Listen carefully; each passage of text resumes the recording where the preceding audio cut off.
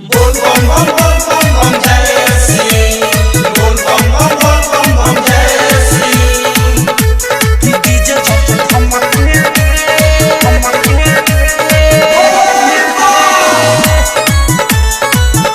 तो बम नाचे चमके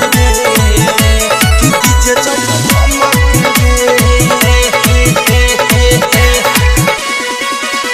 कि डीजे चौक हमके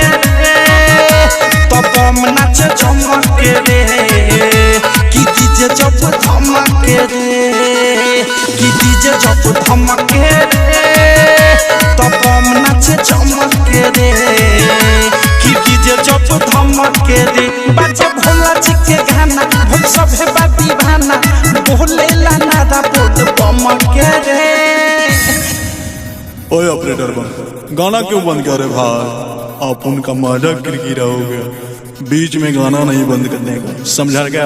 गाना चालू कर भाई, ये गाना चालू कर जल्दी भाई, भोले बाबा का गाना जल्दी चालू कर भाई। ए बम गरमाइए मत बम, अभी हम चालू करते हैं, थोड़ा जनरेटर एयर ले लिया था बम, सॉरी इसके लिए। अभी हम तेल रह के जनरेटर चालू करते हैं। काहे नहीं के होत रे?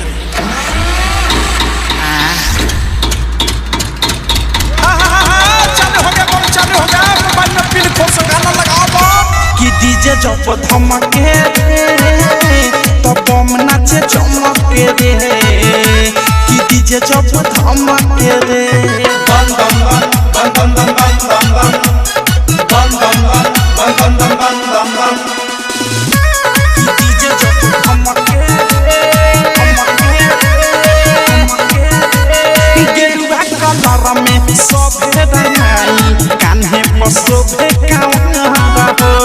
नाचत गावत जस भोला नगरिया गुंजता सगर डगरा हो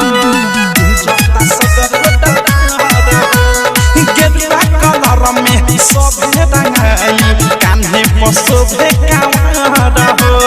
नाचत गावत जस भोला नगरिया गुंजता सगर डगरा हो माथे बांधी के पगरिया जो झड़ी के गगरिया भुला के सभे अपन गम के रे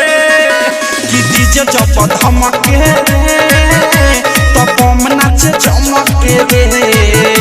कि डीजे जब धमके रे बोल बम बम बोल बम बम जय श्री बोल बम बम बोल बम बम जय श्री कि डीजे जब धमके